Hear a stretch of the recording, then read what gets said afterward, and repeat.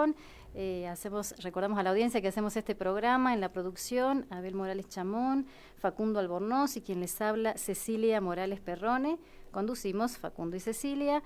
En las redes tenemos a Agustina y a Nahuel haciendo magia. Nos opera técnicamente Gonzalo Zorrilla. Muchísimas gracias. Por ahí veo a Isabel y a Ariel como siempre. Así que nuevamente gracias a la radio de la Universidad Nacional de Salta. Y antes de empezar con nuestro programa número 40, quería hacer dos recordatorios que tienen que ver con, para aquellos que nos escucharon la semana pasada, con efemérides del día de hoy, con un 2 de julio, pero de otros años y en otras latitudes.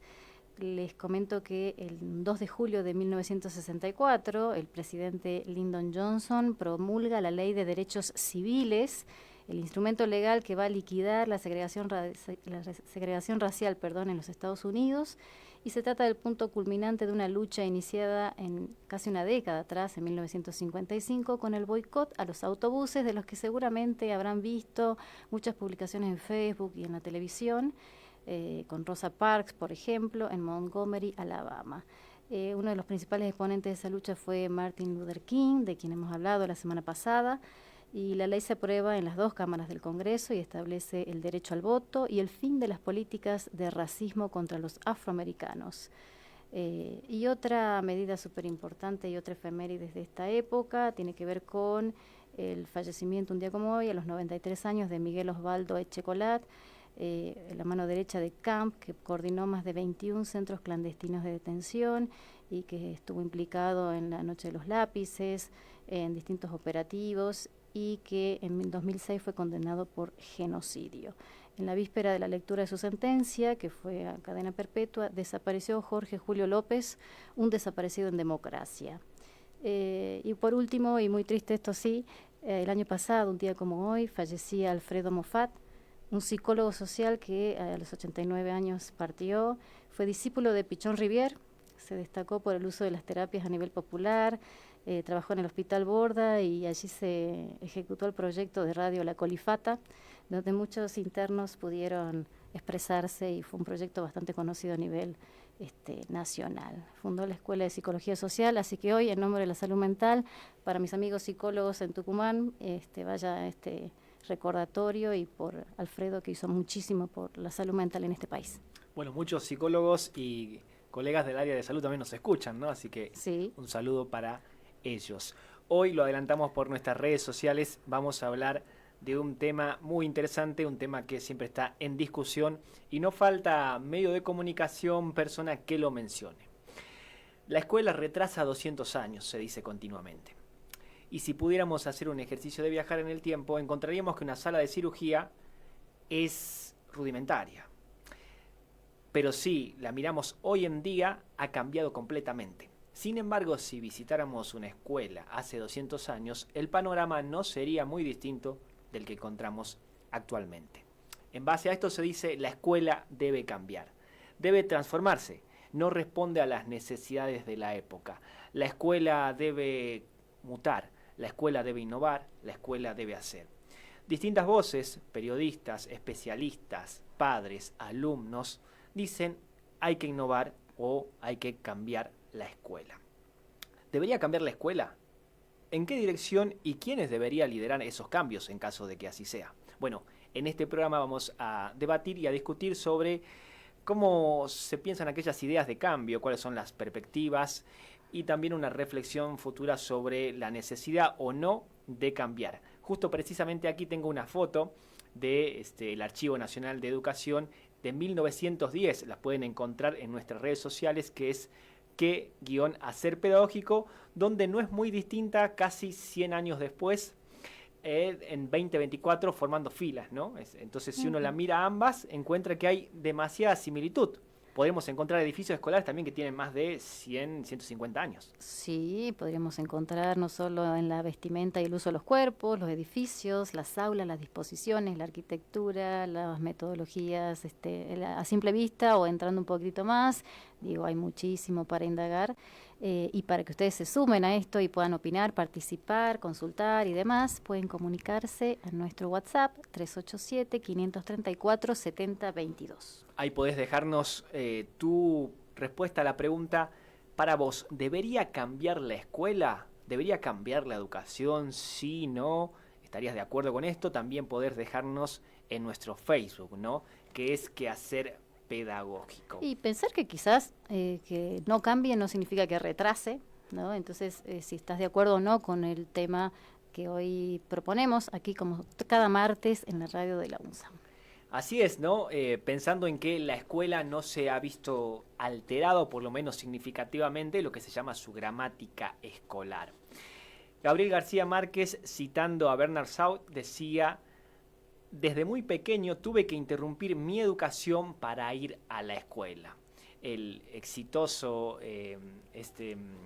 escritor colombiano hablaba en una de sus biografías, Vivir para contarla, de que él era casi un truán, un bohemio, alguien que se salía con la suya sin necesidad de estudiar, ¿no? Y porque leía mucho. Entonces podía moverse por distintos mundillos, ¿no? Porque tenía muchísima experiencia, y eso dicen, quien lee mucho habita muchas vidas, ¿no? Y no solo la que está en su cuerpo. Es cierto, ¿no? La lectura te lleva a otros horizontes y ampliar a tu mirada, ¿no? Los límites de nuestro lenguaje, lo que sabemos, lo que podemos decir, son los límites del mundo, ¿no? El mundo se crece, los horizontes se modifican cuando uno lee más. Y esto le pasaba a Gabriel García Márquez, que sin embargo no le daba tanta importancia a la escuela, ¿no? Y así encontramos muchos discursos que hablan de que la escuela tendría que modificarse, tendría que ser distinta, por lo menos para responder al contexto actual, un contexto del siglo XXI donde asistimos a la revolución 4.0, que sería la revolución de las tecnologías, la inteligencia artificial, donde las cosas son completamente distintas. Pero para pensar primero si debería cambiar o no la escuela, vamos a reseñar brevemente cuáles son las características de una escuela, ¿no? Allá por sus orígenes históricos en el mundo y en Argentina precisamente. Bueno, como algunos ya nos habrán escuchado mencionar en otros programas o habrán visto si es que se dedican a la educación, tenemos características que, por ejemplo, autores como Tenti Fanfani, Pinot, Brígido, nos van a ayudar a describir esta escuela que va casi por sus 200 años y que se mantiene casi inmutable y que tiene que ver con ese carácter cerrado, ¿no? Con esa estructura y esa cerrazón tipo monasterio que la aísla del exterior de cualquier contaminación o de cualquier influencia y que por eso muchas veces puede ir como a destiempo de los cambios tecnológicos. Así lo señalaban muchos sociólogos como Durkheim, quien decía que la educación implicaba, en este caso la escuela, una cerrazón con el exterior, es decir, distinto del mundo exterior, y además influir sobre esos niños para así moldear su forma de pensar, de sentir y de actuar. O sea, la eficacia de la escuela residía en que se diferenciaba del tiempo exterior, o sea, que se vivía de otra manera,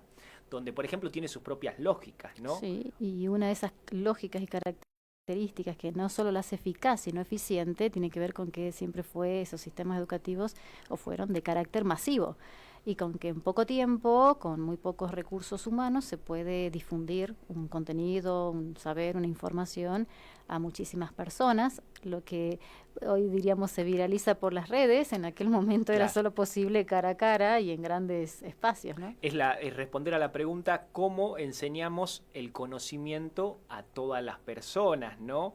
Ya 150 años atrás encontramos que las tasas de alfabetización eran por debajo del 30%, y la pregunta es entonces, ¿cómo logramos que todos sepan leer y escribir? Parece una empresa muy difícil, unos objetivos difíciles de alcanzar. La escuela va a cumplir un gran objetivo que tiene que ver con alfabetizar a la población, ¿no? Un mecanismo, como vos decís, estamos pensando siglos atrás donde no existían formas, digamos, alternativas. Hoy y además con todo un proyecto político detrás, ¿no? Ideológico, porque no se transmitía cualquier información como hoy puede pasar por las redes, sino que había toda una intencionalidad política de consolidación de los estados nacionales, y entonces hay que afianzar esa identidad, esa ideología y esos saberes que el grupo que dominaba o que gobernaba creía que se tenían que enseñar. Y estaban la noción en transmitir identidad, conocimientos, ¿no? Y uno tiene esos recuerdos, por ejemplo, de la maestra que te decía, bueno, yo me acuerdo que teníamos una maestra que ella siempre nos decía, bueno, ustedes entran aquí y yo voy a revisarle los pies a cada uno, ¿no? Lo que intentaba ella era siempre decir, bueno, ahí tienen que bañarse, tienen que arreglarse, tienen que venir bien. No me acuerdo si lo hizo. Los pies no. No, a mí me llegaron a revisar la cabeza y los piojos que no llegué a tener, pero que sí me tenía que me controlaba, sí, pero una tenía vez que por ver semana. Con esa idea de control social, ¿no? Sí, De que sí, la escuela sí. era un gran instrumento educador, civilizador y que no... Disciplinador. Disciplinador, exactamente, ¿no? Yo te decía, recuerdo que nuestra seño siempre nos decía, bueno, a partir de mañana van a tener que venir, lavarse los pies, no quiero saber nada. Entonces vos ibas al otro día y le hacías caso a la seño y tu mamá también estaba todo en pos de que hay que cumplir con la escuela, hay que cumplir con la seño y con la directora. Esa característica fundamental de la autoridad, que creo que esa es una de las cosas que más cambió o que más se devaluó, que tiene que ver con el reconocimiento y el no cuestionamiento a ese ser que era considerado la autoridad, la ley, y era imposible cuestionarlo, era imposible no acatar o pensar una alternativa. Y entonces ahí empieza todo este fenómeno, o esto que acabo de decir, de disciplinar, ¿no? Porque no se fomentaba la libertad de pensamiento, ni la creatividad, ni la imaginación, ¿no? Sino que había... Uniformaba la escuela, ¿no? El delantal blanco ilustraba un poco, todos éramos iguales en la medida en que podíamos acceder sin necesidad de otros recursos, como tener dinero, como tener cultura, a la escuela, y la escuela nos iba a enseñar a todos por igual para introducirnos al mundo, ¿no? O sea, la idea de la escuela como un mecanismo igualador. La escuela te va a dar una oportunidad en la vida, y muchos ilustran recién cuando la mamá de Gabriel García Márquez le insta y también le causa una decepción cuando García Márquez había dejado sus estudios, ¿no? Y estaba en ese interín de yo quiero ser escritor, pero no quiero estudiar más porque esa era mi vida. Tenía 23 años en aquel momento, nadie iba a saber que se iba a convertir en un gran escritor, menos su madre, y dice que su madre y su padre le reprochaban el no haber terminado la universidad, y era algo que Gabriel García Márquez quería evitar hablarlo con su mamá, ¿no? Su mamá representaba ese mandato de ir a la escuela, de que la escuela, la universidad, te iba a dar una mejor posición, ¿no? Como vos decís, basado en la idea de que era una gran autoridad, las instituciones en general, podríamos decir en particular en la casa, en general las otras instituciones públicas también lo eran, ¿no? El dicho de la escuela era un templo, pero del saber, del conocimiento. Si ibas a buscar información y saber, estaba en el docente o de última instancia en la biblioteca. Y esa confianza en las instituciones y en lo que promovía esto que decías, la movilidad social y la mejora de la calidad de vida. Por eso la mamá de García Márquez se amargaba, y por eso la esposa de García Márquez lo apoyaba muchísimo con sus libros, esperando que se pudiera vender, porque de aquí a 6 meses que podía editarse, que podía terminarse, ellos dependían quizá de préstamos y demás. Bueno, una historia bastante interesante la de cómo, dejando la escuela, abogacía creo que estudiaba, cómo pudo él, por medios alternativos, bueno, como dijimos, muchísima lectura y muchísima apertura a otros mundos que muchas veces hoy las redes en realidad no ofrecen, ¿no? Pero esta escuela empieza a caer en descrédito, ¿no? Empieza a tener algunas sospechas de que lo que hace o no lo hace muy bien, o lo podría hacer mejor, o no lo debería hacer. Los hemos trabajado en otra ocasión con Iván Gilich, quien dice, bueno, las escuelas deberían desaparecer. Pero en esta oportunidad hay otros que hablan de algunas críticas, podríamos decir. La escuela se pone bajo sospecha y hay miradas que dicen, bueno, a ver, deberíamos pensar que estas cosas no las está haciendo bien. Como por ejemplo, no tienen nada que ver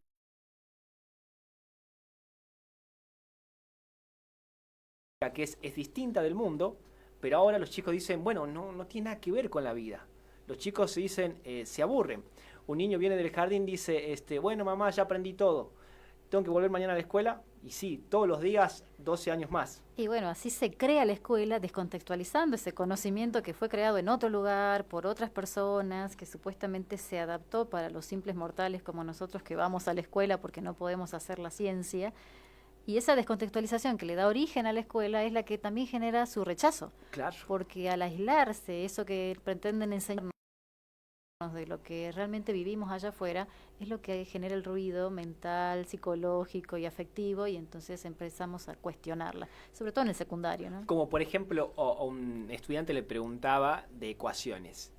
Le digo, ¿y para qué sirven? Y me decía, no tengo la menor idea. Bueno, pregúntale a la profe de matemática. Y bueno, después le pregunto y dijo, ¿qué te dijo la profe? Para aprobar. ¿No? Entonces, él también sintió como, bueno, entonces ¿para qué? No se me hubiese ocurrido esa respuesta jamás en tantos años de docencia. Entonces me dijo, ¿qué servía para aprobar? Yo no supe tampoco qué decir, digamos, no soy matemático, entonces tampoco sé para qué podrían servir las ecuaciones. Bueno, ahí está la calidad docente, ¿no? Yo recuerdo que enseñaba trigonometría y les decía, bueno, no enseñaba, digo, yo justificaba la trigonometría diciendo que con el seno, tangente y demás podíamos hasta rescatar a una princesa ahí de los palacios sabiendo la distancia del pantano hasta la torre. Pero digo, hay que justificarlo de alguna manera, ¿no? El sentido que tenga, por ejemplo, en las pruebas a aprender del 2019, los chicos en primer lugar faltan, por ejemplo, por enfermedades. Y en segundo lugar faltan porque no tienen ganas de ir a la escuela. Y podría tener que ver con esto de que muchas veces sienten que no es muy interesante lo que se propone en la escuela. O por lo menos no tiene sentido para lo que ellos viven. Pero es que tampoco tiene sentido para uno la obligación. Digo, si estás interpelado, si estás obligado, si se te impone, y es algo que no puedes elegir, digo, hoy no quiero ir a la escuela, en algún momento no va a resultar significativo. De hecho, la reiteración constante, la repetición de lo mismo y con las mismas personas durante muchísimo tiempo hace que uno las conductas, digo, ¿no? Y sobre todo en adolescentes que están en esa edad de cuestionamiento, reflexión, rebelión, ¿no? Me parece que va por ahí. Sí.